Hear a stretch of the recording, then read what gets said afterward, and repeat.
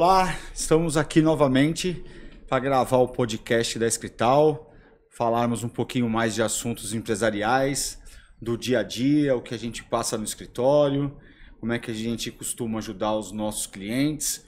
Hoje num formato um pouquinho diferente, estamos aqui novamente com o seu Egídio e hoje temos a presença ilustre da Sheila. A Sheila é a nossa supervisora fiscal contábil do escritório, ela que ajuda a conduzir os assuntos mais importantes dessas duas áreas lá na Escrital. Tudo bem, Sheila? Boa noite, tudo bem? Tudo bem. E aí, seu Egídio, tudo tranquilo? Boa noite, novamente estamos aqui, vamos conversando que tem bastante assunto. Legal. Bom, quando a gente estava no esquenta aqui, antes das câmeras ligarem, a gente estava conversando já o que a gente tinha planejado, que era falar um pouquinho do dia a dia dos clientes e aquilo que a gente passa com os clientes, né? O cliente às vezes tem a sensação de que está mandando tudo conforme para a gente, né, Sheila? Que os documentos estão organizados, que vieram todos os documentos. Vamos conversar um pouquinho disso hoje, né? Como é que os clientes devem se comportar a respeito de envio de documentos? Como é que é hoje, Sheila? Hoje os clientes continuam enviando os documentos físicos no malote ou não é mais assim que acontece hoje em dia? O malote é quase arcaico, né? Uhum. Mas a gente ainda tem cliente que prefere mandar via papel. Hoje a gente recebe muita coisa via PDF, compartilhamento de drive, temos um sistema que captura isso conversando com o cliente online, digamos assim, o que ele sobe nessa plataforma já vem diretamente para a gente, automático. Eu acho que hoje já tem uma facilidade muito maior para a gente abandonar o papel. Uhum. Então, hoje a gente pode dizer que quase 90% dos nossos clientes hoje está no mundo digital com o que diz respeito a documentos? Sim. Hoje a gente pode afirmar isso, com certeza. E aí o pessoal usa bastante o quê? Google Drive? Google Drive, OneDrive. Uhum. E a gente tem a nossa plataforma interna. Que é o Gesta, né? Que é o Gesta. Que ajuda a gente a fazer essa intermediação de documentos. Sim. Seu Egídio, só para fazer um remember assim, como é que era no passado o volume de papel, seu Egídio? Como é que... Não que eu seja tão novinho assim a ponto de não ter vivido isso, mas... Como é que era antes, Egídio? 300 clientes no escritório, todo mundo mandando documento. Como é que foi o início dessa organização para o escritório, quando não existiam essas plataformas digitais? Bom, as plataformas digitais são relativamente novas, 10, 12, 15 anos ou até menos. Agora a gente pode falar de 20, 30, 40, beirando os 50 anos. Tá? Não, logicamente que não dá mais para fazer um comparativo. Uhum. Mas por muito tempo na Escrital, dos seus 33 anos, na realidade era malote mesmo, era papel. Então, tanto é que nas duas mudanças que nós fizemos, principalmente a última 2 anos, quando nós mudamos para a sede nova, nós tínhamos a sede antiga, muito grande, e acredito que a gente tirou de lá dos últimos 5 anos e devolveu para os clientes, imagina umas 3, 4, 5 toneladas de papel, porque era muito papel. Porque você não podia devolver durante o mês de competência. Uhum. Teria que aguardar no mínimo até abril, maio do ano seguinte, quando você fazia entrega encerrava o balanço patrimonial, fazia entrega das obrigações e você fazia a devolução. Então, se ficar documentos de 300 clientes durante 1 ano ou 2, você imagina a quantidade de papel. Então, uma loucura. A Calunga gostava, porque a gente comprava lá pelo menos umas 200 caixas de arquivo morto por mês, envelopes e outro tipo de embalagem, era realmente trabalhoso. Entendi. E hoje, felizmente, a gente consegue agora ter informação por meio eletrônico, por várias plataformas, vários meios que a Sheila acabou de falar, e isso é um facilitador, né? Entendi. O risco de erro é menor, você consegue ter, além, não só às vezes uma planilha, mas o próprio documento inserido no arquivo, e você consegue usar a planilha para integrar e ver o documento da forma o seu Egídio falou uma coisa agora importante. Hoje nós temos sistemas que robotizam os lançamentos, né, Sim. Sheila? Sim. Então hoje a gente consegue, por meio das planilhas, fazer os lançamentos contábeis, né? A gente usa alguma inteligência artificial, usa robôs que ajudam a fazer esse lançamento. Mas sem aquela organização inicial, a gente não tem matéria-prima para trabalhar. Né? Então, inclusive, quando a gente estava aqui com as câmeras desligadas aqui, fazendo um bate-papo aqui, a gente estava conversando exatamente disso. Que às vezes o cliente acha que mandou tudo e acaba que ele não mandou o que era necessário. Muda o que é necessário para fazer a apuração de uma empresa simples nacional, do lucro presumido e do lucro real, Sheila? Não muda. A documentação é lenda isso, então? Para mim é lenda. Porque a documentação e a obrigatoriedade na receita é a mesma. Uhum. Você tem que ter o livro razão, você tem que ter o balancete, você tem que ter o balanço da RE. Como que você compõe isso diminuindo ou não evidenciando os documentos? Não Entendi. tem como. E todos os clientes mandam para você tudo arrumadinho? Nem sempre. Qual a maior dificuldade que você encontra hoje, Sheila, na supervisão lá do dia a dia?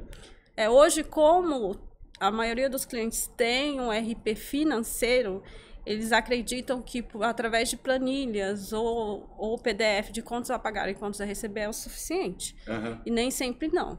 A gente precisa da documentação de suporte. Eu preciso identificar se realmente aquele pagamento que está escrito na planilha ou no arquivo TXT corresponde realmente àquela despesa. Aquela despesa e aquele lançamento que ele fez. E aquele lançamento correto que ele fez. Porque muitas vezes ele pode ter lançado no sistema dele uma despesa de, sei lá, de sócio e no final não era de sócio. E aí a gente precisa reclassificar. E precisa fazer essa reclassificação contábil. E eu não consigo fazer isso se eu não ver o documento. A gente fala, mas acabou o papel? Não, acabou o papel, mas eu preciso da documentação de suporte. Boleto, fatura, conta de telefone, nota fiscal. A gente já tem os programas que recuperam a nota, mas nem sempre recupera todo o documento. Uhum. Então, a gente precisa do suporte do cliente. E o cliente também precisa ter isso arquivado. Futuramente, quando ele precisa comprovar as informações que estão no balanço, de repente, por conta de uma fiscalização ou por conta de alguma necessidade, ele tem que ter o histórico do como foi feita a contabilidade dele. Entendido. E tanto a contabilidade quanto a empresa tem que manter esse arquivo. Para ficar claro para o pessoal que vai ouvir a gente logo mais, então é assim, simples nacional, não importa o regime tributário da sua empresa, eu nem vou dar nome aos regimes. Não importa o regime tributário que a empresa se enquadre, ela é obrigada a fazer a sua contabilidade completa, certo, seu Egídio? Muito certo, porque nós temos, além da legislação aí que trata do imposto de renda, especialmente, nós temos a legislação comercial, uhum, que é a mais antiga de todas, onde diz que todo contribuinte precisa ter um sistema contábil com a escrituração de forma cronológica, então, por data de toda a movimentação, que seja de entrada ou de saídas. Aí a gente não está falando que seja apenas entrada de mercadorias ou saída de mercadorias, mas a movimentação financeira como um todo. Então nós temos que atender o fisco, que é com a sua parte tributária, mas temos que atender a legislação comercial. Uhum. Por N motivos, que eu não sei se a gente vai tocar nesse assunto hoje, mas se faz necessário. E também tem uma outra coisa importante da gente falar. A Sheila tocou no assunto de fiscalização, de manter uma contabilidade organizada, independente do regime tributário que ela se enquadre, manter. Sim. Mas acontece que não é só a fiscalização que vai exigir uma contabilidade organizada. Né? Então, por exemplo, nós estamos com um caso lá no escritório que a gente está trabalhando, nós estamos trabalhando num novo projeto, onde a empresa foi sondada, né, para ser adquirida por um outro grupo e a empresa não tem contabilidade. O grupo é uma empresa do lucro presumido e uma empresa do Simples Nacional. Eu não sei aqui se vale falar por que não tem ou por que tem contabilidade ou não tem. O fato é, a contabilidade a ser apresentada para os propensos compradores não está de acordo e é impossível fazer uma proposta de compra se o cara não tem uma contabilidade. Ou seja, para muito além do fisco ou do mundo jurídico que obriga a ter uma contabilidade, independente da opção tributária da empresa, existem outros motivos.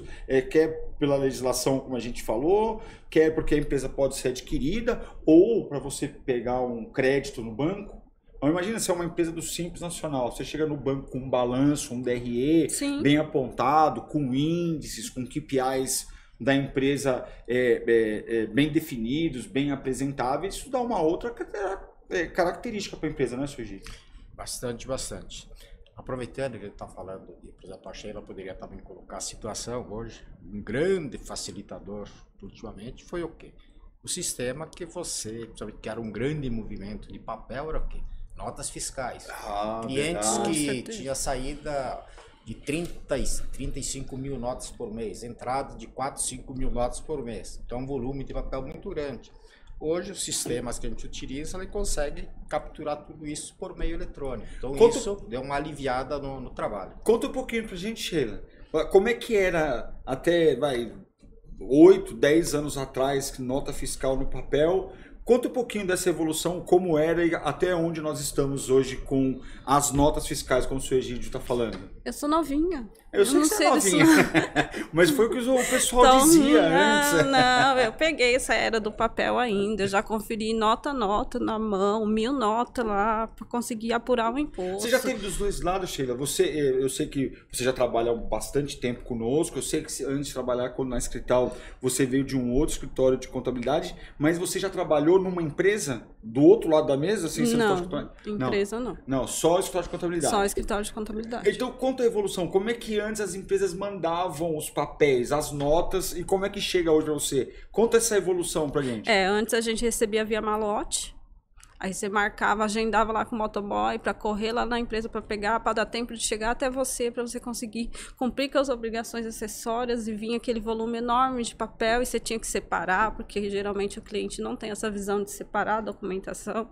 Então você chegava até você separava por categoria para conseguir lançar manual também no sistema. Já digitei muita chave de acesso para poder conseguir lançar a nota fiscal no sistema. E hoje não, hoje a gente tem ferramentas maravilhosas que vai lá na Receita, através do CNPJ do cliente, pega todo o arquivo que foi emitido contra ele, compra, venda, serviço. Serviço a gente tem poucas possibilidades, porque algumas prefeituras ainda não liberam esse acesso, mas a gente já tem tudo isso automático. E hoje a gente já consegue também lançar automático para dentro do nosso sistema. Isso é uma maravilha. Então, quer dizer, a gente viveu uma época que era malote. Depois a gente viveu uma época de CD-ROM. Gravava no CD. Inclusive, o seu Egídio até levantou lá de um cliente grande nosso uns 10, 15 CDs que tá lá de museu. E depois a gente chegou no XML. Sim. Antes de chegar nessa etapa que a gente está hoje, a gente tinha que pegar os XMLs de alguma forma. Então tinha que gravar ou no CD, ou no pendrive, ou na nuvem. E agora nós estamos, de um tempo para cá, a Receita Federal liberou e a gente consegue captar essas notas. Sim. Independente do papel ou do XML automatizado, como nós estamos contando para eles agora, tem que conferir nota a nota. O ideal é conferir nota a nota. Você tem que conferir se a tributação veio correta, se a operação está correta. Isso é muito importante. Isso é muito importante. Então, hoje a gente veio aqui gravar esse podcast no intuito da gente mostrar para o cliente da importância dele mandar a documentação, as informações de forma organizada e no prazo. Sheila, qual que é o primeiro imposto que vence na linha cronológica? Quando você recebe o movimento fiscal de uma empresa, qual é o primeiro imposto que vence e que dia vence? Assim, na teoria é o ISS, que é o vencimento principal, que aqui no município de São Paulo é dia 10. Mas tem algumas empresas que têm o ICMS que vence no terceiro dia útil. Beleza. Então, não é raro, mas uma empresa que tem o ICMS vencendo no dia 3, se o movimento chegar lá no dia 2, como é que você confere nota a nota? Provavelmente você vai virar a noite lá conferindo nota. Ou não vai conferir como deveria. Ou não vai conferir de acordo. Não vai conferir de acordo. Então, eu estou provocando isso, que é para quem está nos assistindo, entenda que existe um processo que antecede o nosso, Sim. muito para além de enviar a documentação para nós, que é fazer o dele lá bem feito. Porque se tem um departamento de faturamento bem parametrizado, com um RP próprio, né? E foi feitas as parametrizações tanto de produto como de operações, ok, ainda que o ICMS vença no dia 3, muito provavelmente o nosso imposto sairá bem apurado, né? Então, tem essa, né, Sheila? A gente depende de um processo antes do nosso para a gente poder fazer o nosso trabalho. Você recebe muito problema com nota fiscal emitida, Sheila? Tem muito problema de parametrização de sistema. Você tem um produto novo que você esquece de parametrizar uma alíquota, esquece de colocar o valor do imposto, de somar uma taxa, de acrescentar o frete na base de cálculo do ICMS, acrescentar o IPI na base de cálculo do ICMS. Tem muito. E esses problemas dá para resolver na apuração do imposto? Não dá para resolver na apuração do imposto. A legislação fala que você não pode alterar a nota emitida. Então, provavelmente, quando chega até você, se o prazo já passou para cancelar a nota, você não pode fazer muita coisa. Entendi. E o que a Escrital faz quando recebe um movimento que está com essas pequenas falhas, pequenas ou até grandes falhas, de emissão de nota fiscal? Qual é a providência que você toma? Geralmente, a gente orienta o cliente a ele ir até o sistema dele e verificar por que está saindo o erro, se aquele produto está cadastrado corretamente, se a operação está saindo certa. E daí a gente dá as opções de ajustes, né, no período. Uma carta de correção, um ajuste no livro de ICMS, no livro de IPI, dependendo da situação, mas nem sempre o ajuste é a forma correta. Entendi. Então, ou seja, a Escrital ela acaba oferecendo uma ferramenta para o cliente, né, uma opção de nós fazermos a parametrização deles, também. A reparametrização deles, né? Então, a gente faz muito disso, né, gente, lá no escritório, né? Tanto de ajudar o cliente a parametrizar o sistema novo, ou quando começa a dar esses probleminhas de faturamento, a gente ajudar na reparametrização, né? Isso faz algum tempo que a Escrital ela se propõe e se dispõe a auxiliar, né? Porque o que a gente comenta com os clientes, que o nosso trabalho, o nosso produto só acaba sendo entregue de acordo se recebermos uma matéria-prima de acordo, porque o sistema, todo mundo se utiliza hoje de sistema, até porque são notas eletrônicas, se não tiver um sistema, você não emite. Não dá mais para colocar lá não dá. Na máquina de escrever e bater uma máquina, bater uma nota. É o quê? Ter o sistema dele parametrizado. Isso é essencial para a matéria-prima que a gente fala. Para nós executar um trabalho, tem que vir boa. Vindo boa, a gente devolve no prazo, devolve de forma correta, entrega as obrigações para o fisco, gera o tributo e tudo certo. O que eu sempre falo, uma informação errada, por exemplo, até quando entra uma nota no cliente, se você dá entrada numa nota errada, ela te dá uma série de consequências. Por exemplo, se a data está errada, você já fica com o livro errado. Sim. Se é uma mercadoria que vai para o estoque, não estando com o custo correto, está errado. Se põe uma data de vencimento no sistema diferente do que está na nota, quando a pagar vai estar errado. Então, vem fora de prazo para o fiscal, o registro de entrada acaba ficando errado. Então, às vezes, uma informação errada, na hora que o cliente dá entrada numa mercadoria, tem uma consequência em 7, 8, 10 registros que vêm a seguir, até a entrega da obrigação acessória, que vão sair todas viciadas, como diz. E aí é complicado. Então é uma insistência à nota, é uma lida do dia a dia, assim, de conseguir catequizar o cliente, que é uma necessidade. Então, entendi.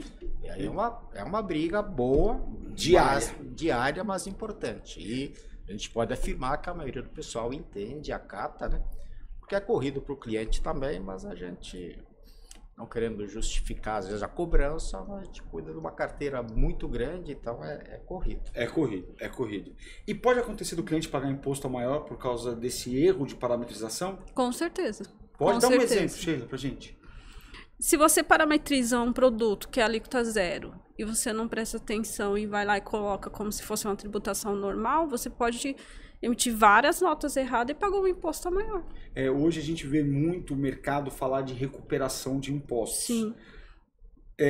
O que dá origem, uma pergunta, o que dá origem para essa possibilidade de recuperar impostos provavelmente é a parametrização errada dos produtos na hora de emitir a nota?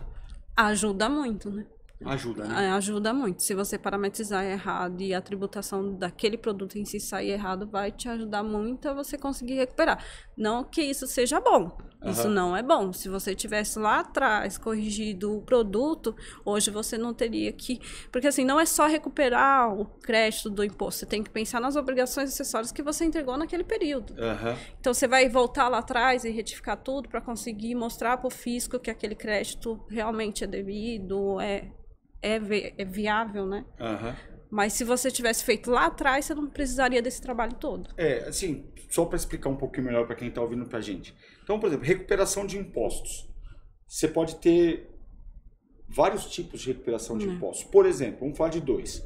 Um de uma tese jurídica. Sim. Por exemplo, a exclusão do PIS e COFINS. Do ICMS da base de cálculo. Exclusão do ICMS da base de cálculo do PIS e COFINS. Sim. Então, essa é uma forma jurídica, foi uma tese jurídica que alguém um dia se debruçou nesse estudo, chegou até o Supremo, foi dada uma repercussão geral para o caso. Hoje, a operação do dia a dia já é feita com essa exclusão. Sim. Né? Então, lá no escritório, a gente já está com tudo parametrizado, todo cliente nosso hoje, mas para chegar nesse ponto, teve que ter uma autorização do fisco para que a gente processe dessa forma. E um outro tipo, vamos chamar assim, de recuperação de impostos, é quando a pessoa paga imposto maior por algum motivo. Então, por exemplo, o que a Sheila acabou de falar, o produto tinha alíquota zero e acabou na hora de parametrizar, emitindo a nota ou saindo no cupom fiscal com uma alíquota diferente dessa de zero, ele pagou o imposto maior, aí vem uma empresa, faz um escritório de contabilidade ou de advocacia, faz um estudo sobre isso, levanta um montante e acaba pedindo recuperação. Ou seja, a empresa, nesse segundo caso que eu falei, se ela tivesse tido o zelo de manter a parametrização das suas operações e dos seus produtos adequado e de forma atualizada, ela não teria o desembolso de caixa que pode ter ferido ela em algum momento aí. Certo? É importante também a gente falar que a pessoa que vai efetuar a função faturamento tem que entender do processo completo. Isso é importante. É importante, porque assim, ela, no momento da emissão, pode detectar já o produto errado, o cadastro errado, a operação errada. Agora, através do automático que a gente fala, você vai fazendo, só vai ver no próximo mês quando chegar na contabilidade. E quiçá não vai dar para arrumar. Dependendo da situação, tem coisa que no carta tem. de correção não pode. Não resolve.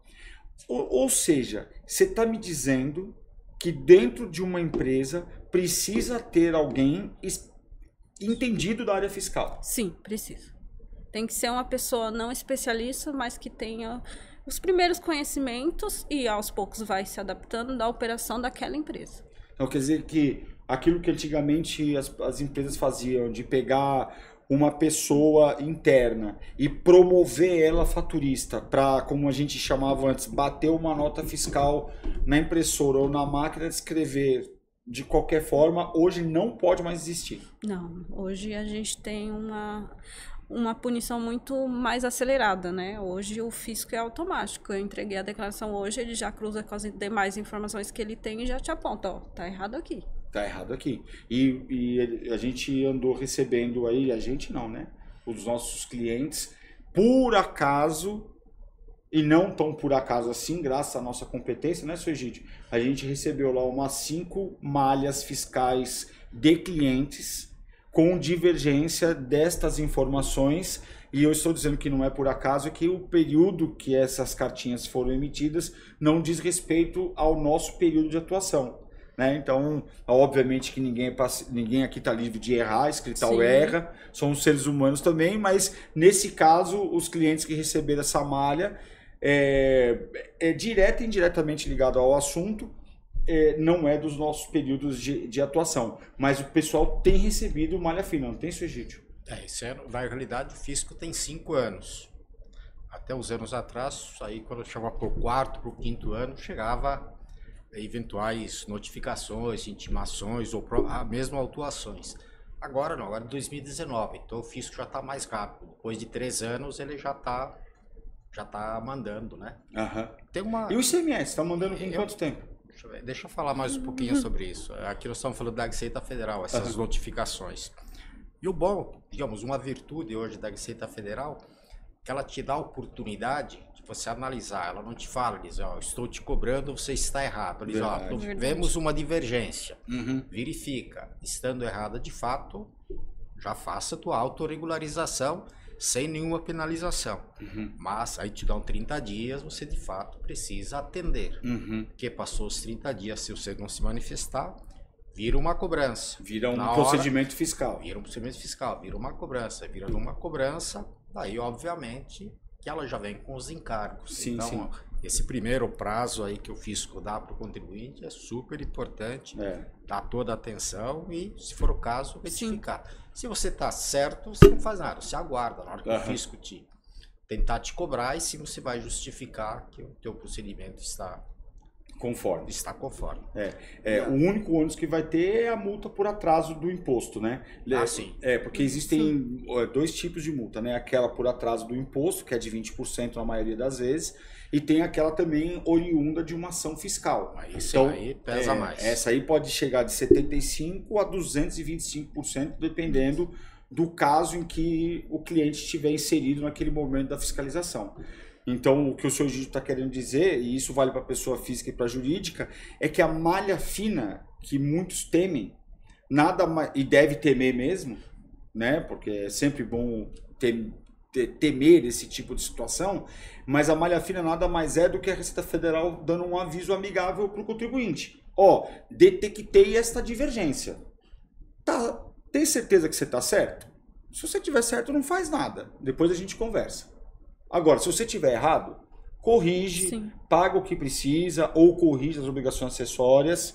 Depois a gente vê o que a gente faz. É isso a malha fina, né, seu Egídio? Perfeito. É uma oportunidade. E não só a Receita Federal, seu Egídio. Eu tenho um cliente nosso que recebeu uma comunicação de ITCMD. ITCMD. Estado.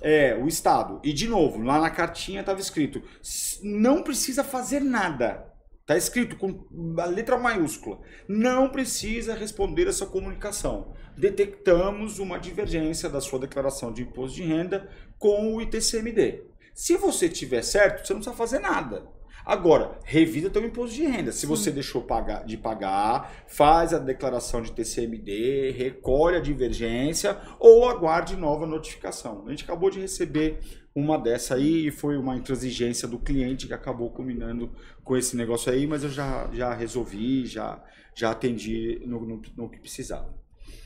Voltando a falar do nosso dia a dia, que foi o que a gente combinou de a gente tentar conversar aqui hoje, na contabilidade, Sheila, uma empresa do Simples precisa se preocupar com todas as formalidades da contabilidade também? Esses dias eu vi você e a Dani, que uma hora vai estar aqui com a gente conversando também, falando assim, Márcio, precisa falar com o cliente A, precisa falar com o cliente B, eles não estão mandando os recebimentos, a gente está sem conciliação dos recebimentos, o contas a receber está em aberto, o cliente não está entendendo.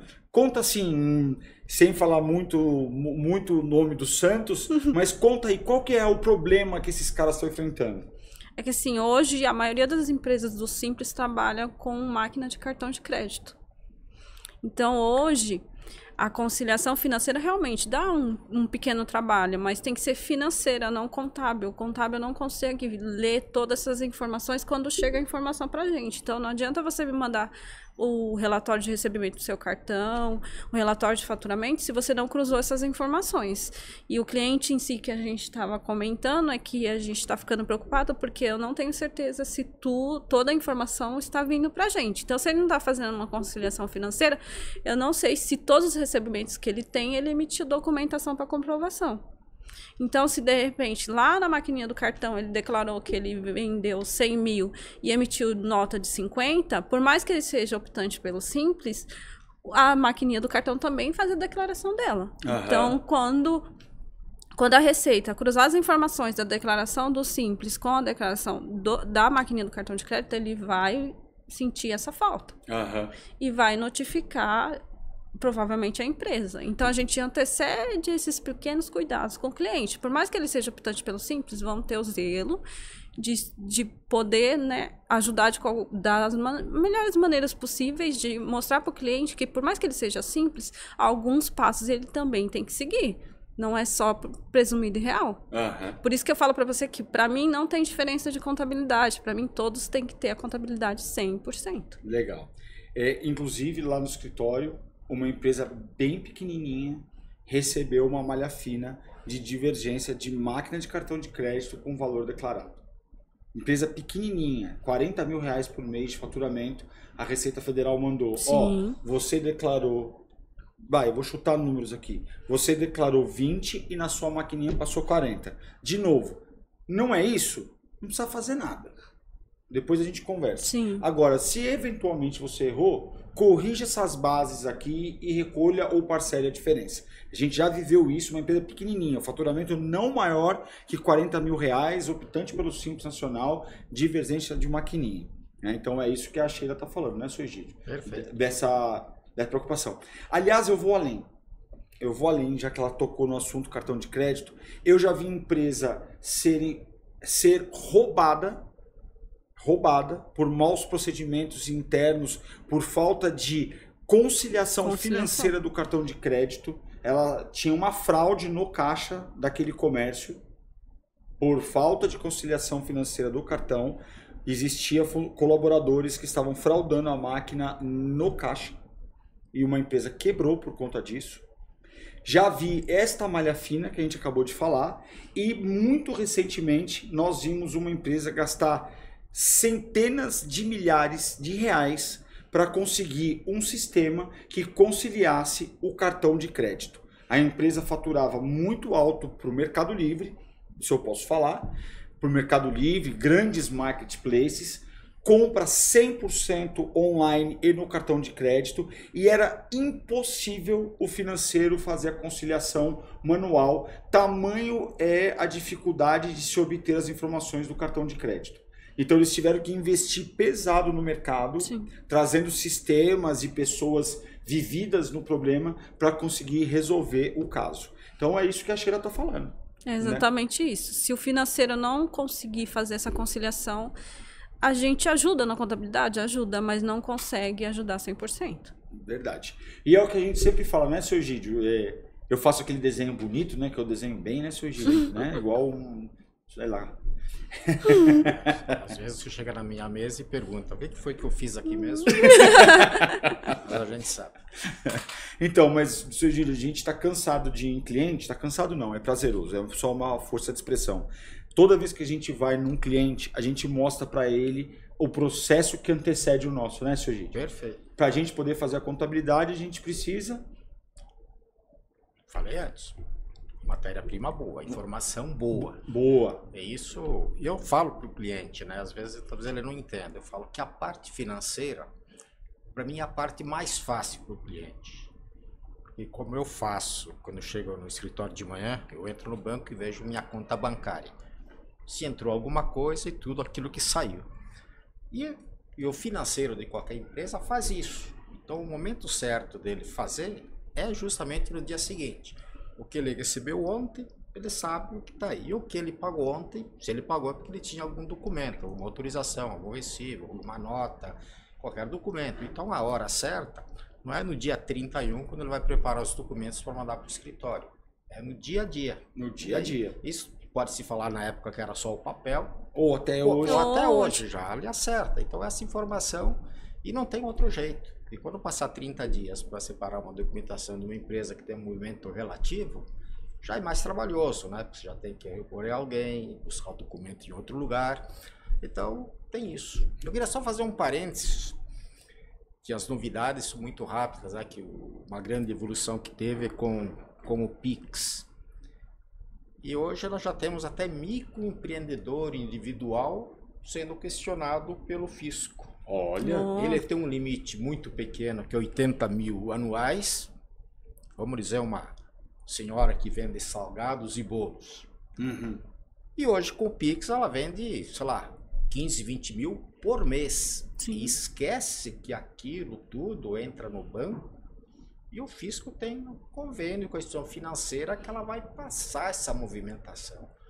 Então a tendência, que já aconteceu em alguns casos que a gente conhece, Mas a tendência daqui para frente, muita gente que é microempreendedor, que não está muito preocupado em reconhecer oficialmente aquela receita, mas ela entrou no movimento financeiro dele, ele ser questionado mais adiante essa diferença.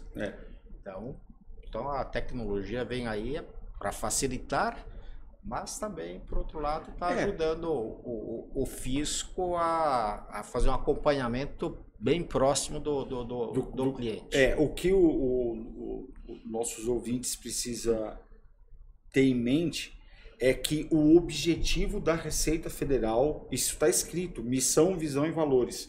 Se você entrar na página da Receita Federal e procurar missão, visão e valores da Receita Federal, é diminuir a informalidade. O projeto SPED, que é um projeto enorme, começou com nota fiscal eletrônica e agora a gente pode até falar, extrapolando um pouquinho os entendimentos assim, mas se você pensar bem, até o E-Social é um projeto SPED de folha de pagamento de doméstica, que hoje é tudo online. Teve um tempo que o E-Social, a folha de pagamento, ia ficar uma coisa muito robusta, aí deram uma enxugadinha para não dar uma travada no empreendedor. Então, o projeto SPED, que é Sistema Público de Escrituração Digital, abrange muitas verticais da economia. Para quê? Para diminuir a informalidade. Então, daqui já existem países no mundo que não existe dinheiro de papel. Né? Então, logo, eu não sei se isso vai ser uma tendência no país, no nosso país, culturalmente falando, mas tudo que é dinheiro eletrônico é rastreável. Cartão de crédito, cartão de débito, o Pix, então nem se fala, que o senhor Egídio acabou de falar. Então, a qualquer momento, o fisco, não é bem a qualquer momento, porque envolve sigilo bancário, mas a informação está no mundo. Se a moça, o rapaz do doce, passou 20 mil e é microempreendedor, apertar o botão, ele vai cair. Né? Bom, voltando a falar aqui, mas Che, alguma coisa tem diferente no lucro real. Né? Apesar da gente querer lá no escritório, a gente sempre tentar fazer uma contabilidade bem apurada para qualquer tipo de regime, o lucro real tem a sua especificidade. Conta um pouquinho. Posso fazer previsão de despesa para diminuir o imposto de renda e a contribuição social? Conta quais são os maiores cuidados, os requintes que uma empresa do lucro real tem que ter. A empresa do lucro real é aquela que você tem que tomar o maior cuidado possível, né? Que é aquela que o fisco fica mais de olho. Não digo que não vai olhar as demais, mas a real é a principal. Mas hoje a gente tem que ter uma contabilidade em dia. A gente faz a apuração do imposto de renda e da contribuição social em cima das despesas e receitas. Então, eu não consigo apurar o imposto de renda e a contribuição social do lucro real sem ter uma contabilidade. Eu não posso ter qualquer despesa dentro do meu livro contábil. Algumas despesas podem somar a minha base do imposto de renda e da contribuição social, como algumas despesas também o fisco dá aquela observação e você pode deduzir da sua base de cálculo do imposto de renda e da contribuição social. Ou seja, dentro do lucro real tem despesas que são dedutíveis e tem despesas que são indedutíveis. Sim. Entendi. Então, são dois momentos, né? A contabilidade contábil e a contabilidade fiscal, Legal. Que é quando você apura o imposto de renda e a contribuição social e verifica que dentro daquelas despesas do mês, o que eu posso deduzir e o que eu não posso deduzir. Entendi. E receita também é assim? Tem receita que é tributável e tem receita que não é tributável? São poucas que não são tributáveis. São bem poucas, pode existir. Mas pode existir. Ou seja, no lucro real, então, além desta organização que o pessoal deve imaginar, né, que precisa ter redobrado, né, então o lucro presumido, a gente poderia dizer que poderia fechar a contabilidade de 3 em 3 meses, né? O Simples Nacional, você poderia dizer que você pode fechar a contabilidade anual, semestral, não é o que a gente almeja para os clientes. Nós gostaríamos, como o senhor Egídio falou, que todo mundo tivesse organização tal que mandasse para a gente. Mas no lucro real tem que ter ali mensalmente. Mensalmente. E pelo que eu estou entendendo que você está falando, a gente faz o DRE, que é a demonstração do resultado do exercício. Sim. Da forma contábil que nem nós aprendemos, da forma que nós aprendemos na faculdade. Sim. Receita, menos impostos sobre vendas, depois vem as despesas e depois tem provisão. Então, esse é o DRE contábil. E depois o fisco exige um outro ajuste. Sim, que daí é uma Como chama esse possibilidade. ajuste? Também é a apuração fiscal. É o famoso LALUR? É o famoso LALUR. É a apuração fiscal. Onde você, depois daquele lucro que deu ou prejuízo que deu contabilmente, você vai jogar para dentro desse LALUR e verificar se lá dentro vai dar lucro ou prejuízo. Entendi. Então é uma coisa bem técnica, né, seu Egídio? Bastante. E não é qualquer escritório de contabilidade que faz, né, seu Egídio? O lucro real precisa de muita qualidade, precisa ter uma equipe bem afinada, porque é um complicador, sim. Então, chamando o fisco para ser seu sócio, né? Sim, o fisco está mais próximo. Não era o objetivo hoje falar da parte, digamos, bem tributária, mas só falar sobre os 4 regimes. Então, para chegar no lucro real, nós temos o microempreendedor, paga uma alíquota fixa. Então, não precisa nem saber quanto ele faturou. Faturou 5 ou 10, ele tem uma alíquota fixa que ele paga por mês. Sim. Nós temos o Simples Nacional, que ele paga um percentual em cima da receita. Então, por isso que estão falando que pode calcular o imposto sem fechar a contabilidade. Porque o imposto... Temos o lucro presumido, que também é um pouquinho mais complexo do que o Simples Nacional, mas também um percentual em cima da receita. Lucro real, segredo de tudo que a Sheila falou, o fisco olha a receita e a despesa. Você vê que os outros 3 regimes, o microempreendedor, o Simples Nacional presumido, o fisco está de olho na receita, principalmente porque eu vou pagar um percentual em cima da receita.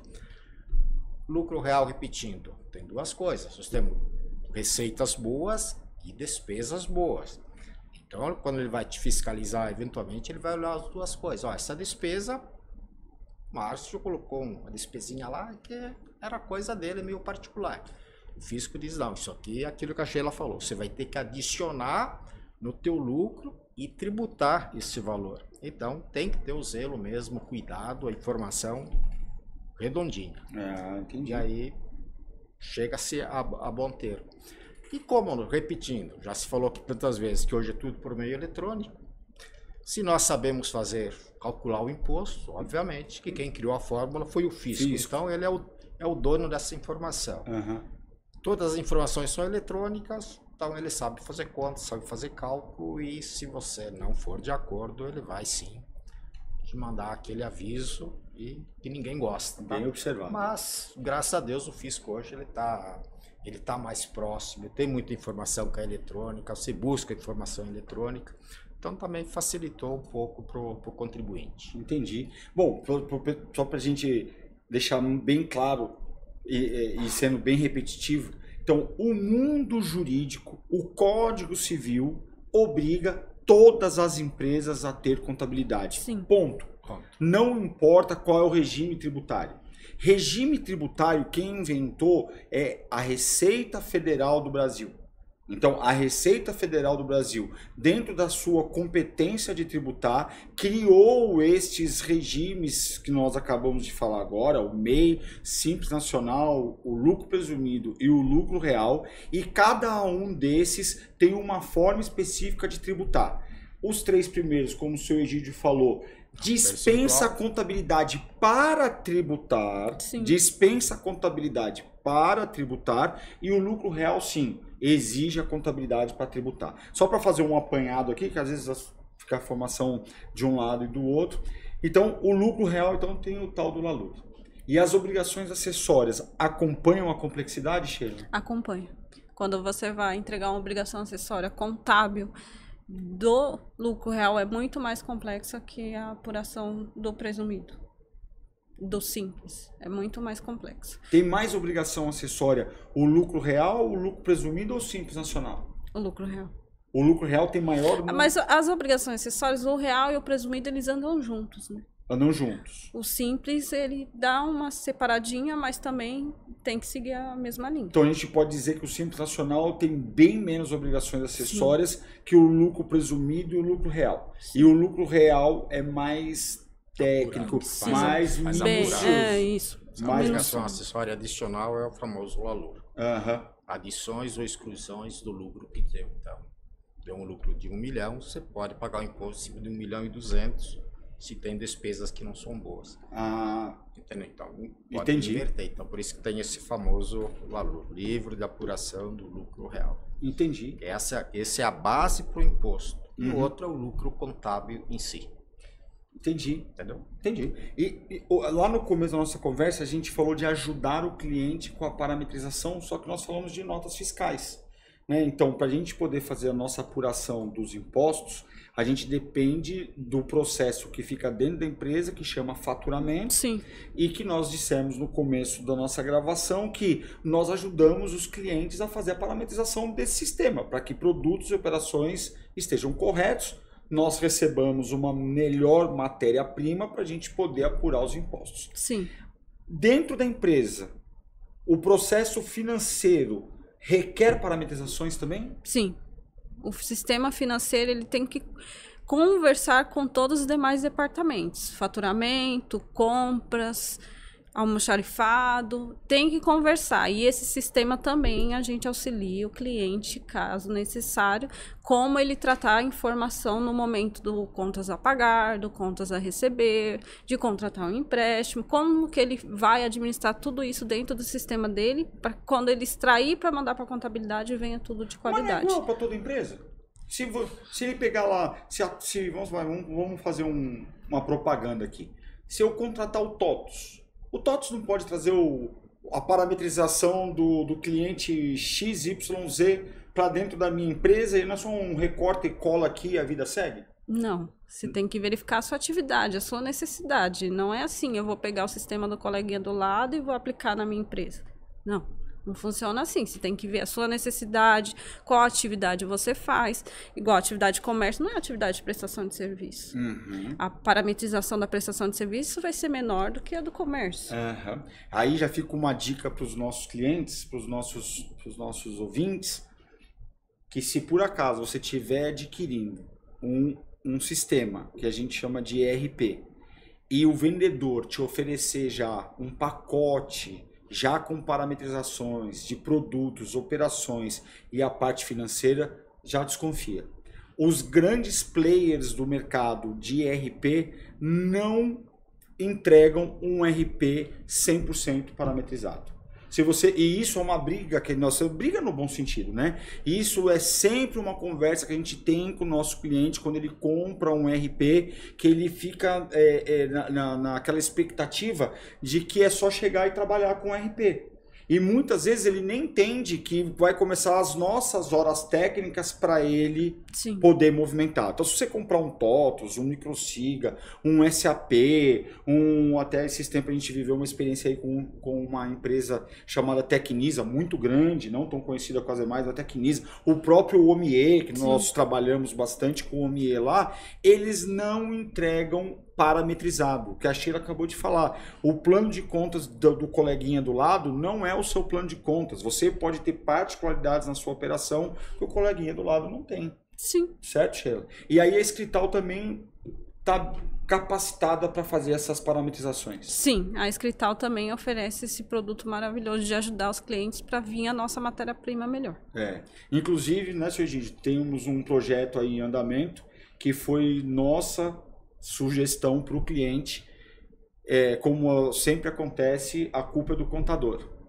E nós fomos muito sinceros em dizer para o cliente que muito provavelmente a culpa não era do contador, que ele nos desse a oportunidade de trabalhar internamente com ele, fazendo reparametrizações, e durante o nosso projeto a gente ia avaliar dentro da nossa ética de trabalho se o contador que está assistindo ele realmente está fazendo certo, mas que muito provavelmente ele não estava recebendo matéria-prima boa. Sim. Né? Então nós vamos ajudar ele a atravessar esse momento, ele tem outros interesses em arrumar a casa, então nós vamos ajudar o cliente a recompor contabilidade, mas a Sheila já está vivendo o dia a dia desse cliente que está com dificuldade de emitir nota.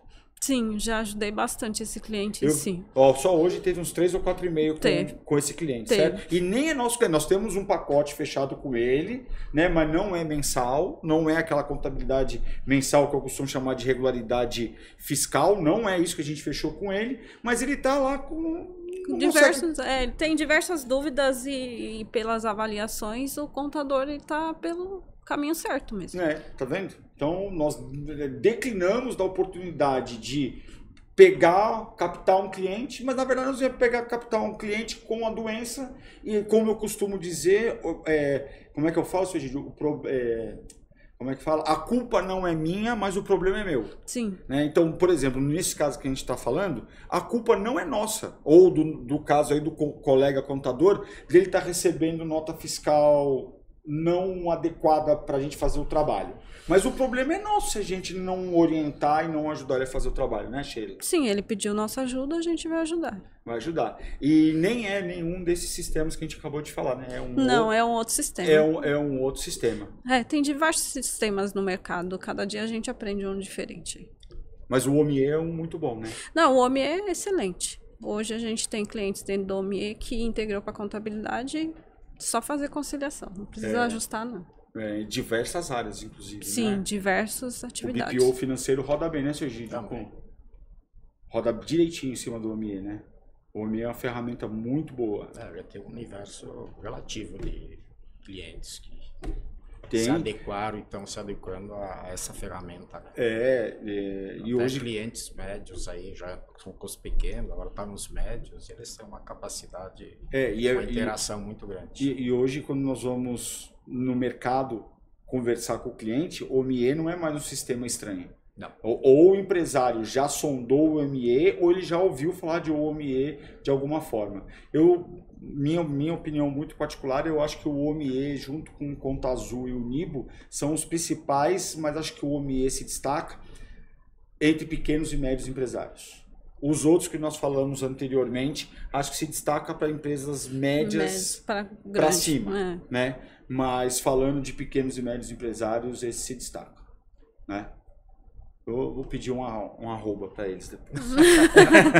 Pede um chocolate pra gente. Tá certo. Mas é legal, eu acho que o intuito nosso lá no escritório, né, Sheila, é a gente tá trabalhando do outro lado da mesa também com o cliente, né? Sim, a gente tenta também ponderar, né? Não adianta só cobrar e não mostrar para o cliente a importância daquilo e ajudar quando ele tem dificuldade. Legal. Então é isso. O que mais que a gente pode contribuir hoje, seu Egídio, com os nossos... Eu acho que foi proveitoso, tem muito mais coisas, né? Uhum. As outras gravações, os podcasts que nós fizemos, já tratamos de regimes tributários, tipos jurídicos, a história da Escrital dos seus 33 anos. Hoje estamos falando mais da parte contábil e fiscal dia a dia aí, das necessidades, o que a gente oferece. E teremos N temas aí que vamos tratar oportunamente. Legal. Não vai ser por falta de assunto. Sheila, dentro disso que a gente conversou hoje, deixa aí uma mensagem final para os nossos empresários, nossos amigos empresários aí, dentro do dia a dia deles. O que você daria de dica para eles, para essa interação com o escritório de contabilidade? Não teme a contabilidade. A gente está aqui para ajudar das melhores formas possíveis. É importante atender e entender. A gente está aqui para ver tanto o seu lado quanto o nosso. Né? Não é à toa que a gente faz uma solicitação para eles, né? Não é à toa. Não pense que não vem aquela Sheila chata da contabilidade cobrando de novo. Eu já mandei. Não. A gente quer sempre ver o melhor da empresa e futuramente não ter problemas. É isso aí. Nós trabalhamos para evitar problemas do fisco. Às vezes, isso eu acho que é o melhor lado da Escrital. Nós realmente cobramos o cliente. Sim. Né? Há bem pouco tempo atrás o cliente perguntava, mas eu tenho que mandar extrato bancário? E eu acho que a gente tem feito um trabalho dioturno de cobrar os clientes e mostrar a importância dessa regularidade contábil e fiscal. Certo, seu Egídio?